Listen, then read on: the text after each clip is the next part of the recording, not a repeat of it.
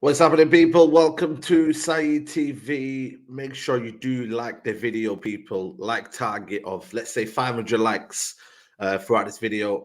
Make sure you subscribe to the channel. Midfield. This is my favorite subject, man. Like, I don't know why, but it's bugging me, man. I'm recording this on the day after the FA Cup. I'm shattered, but it is what it is, man. We didn't do it, but I've just come out of it thinking I need to address this morning in terms of the midfield and why Manchester United cannot neglect it another summer.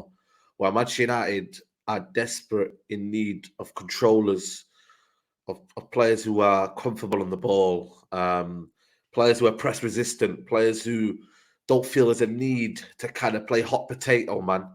I don't know what it is with Man United, but there's a feeling that there's a culture at Man United where anytime they get the football or anytime they get the ball, it's like hot potato. It's like they're just scared of playing out the back, passing through the lines. The ball carrying in this team is a joke.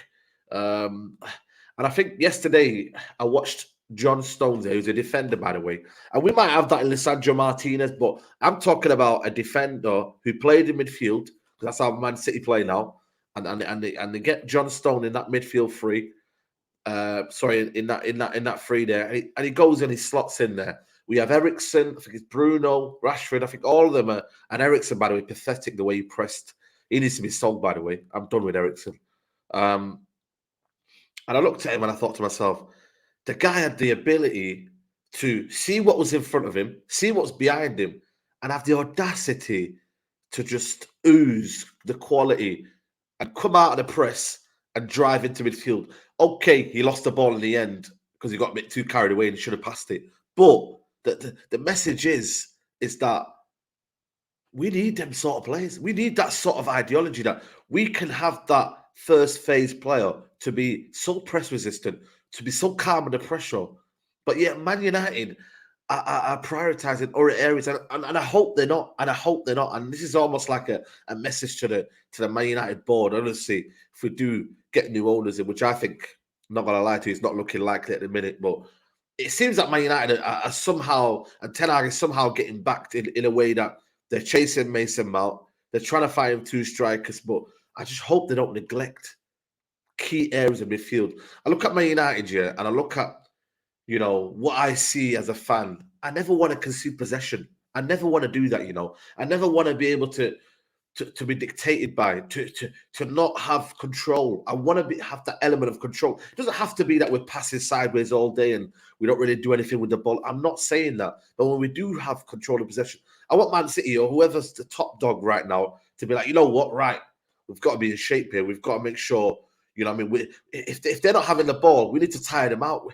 We need players who can come into that midfield and give us a baseline to right, we've got players who can control games, who can identify weaknesses in other teams, who can play between the lines, who are so comfortable on the ball that you don't have to micromanage them. That every time when we do have a chance to attack, that the ball's not getting conceded straight away. Because that's what happened yesterday. A lot of hot potato. Fred, not good enough. A lot of players in that team. Ericsson, not good enough. Ericsson, notably as well. He's getting on now. We need to move him on. It was an experiment. It was a trial. Free transfer. All of that shenanigans. But nah, mate. Not good enough for me. Not good enough the way what I want to play and what most fans want to play in that type of football. I'm getting United fans online talking to me, or just in general fans saying, Man United have always been a transition team or always been a counter-attacking team. Where have you been on? Where have you been on? Did you know that Michael Carrick was a superb controller, like the likes of Pirlo or whatnot? We had Paul Scholes for the latter part of his career, dictating from deep. And you're talking to me about United always played on the counter-attack. No, we thrived on it, but we didn't rely on it. That's the key point that you need to separate right now. We thrived on it. We thrived on the Tevez, the Ronaldo, and the Rooney, but we didn't rely on it. And I feel like that's what we're doing a lot right now. And I'm giving Ten Hag the benefit of the doubt. It is his first season. I'm understanding what he needs. I'm understanding that he has to work with what he's got. But now you've seen what you've got. Act accordingly. Caicedo is about to go to Chelsea. He's a superb player. An unbelievable player. A player that Man United should be getting. Who's so calm on the ball, who's press resistant, who can play the ball in between the lines. You see that at Brighton. The passes that he makes, I seen it in my own eyes in the semi-final. Passes that he should not be making. Who's combative. We need a backup to Casemiro.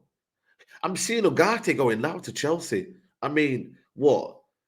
He's only, what, 20, 23, 24? You know what I mean? And I'm just looking to myself and I'm thinking, Manchester United need surgery in that midfield. They need surgery. Fred has to go. Donny has to go. McTominay has to go. Eriksen has to go. I look at Bruno Fernandes and I'm just, again, question marks about Bruno Fernandes. I love the fact that his output is great and, you know, in the final third, he's amazing and he gives what he gives. But in that midfield, the way he was giving the ball away yesterday, that ain't right. That ain't right. That is not, for me, Manchester United standard. And Ten Hag must be screwing inside. He looks the sort of character that he's almost like reserving his judgment right now. He's reserving his judgment right now. He's almost understanding, you know what? I've got to work with what I've got to work with right now. And, you know, let's see in the summer. How can you go from De Jong to Mason Mount?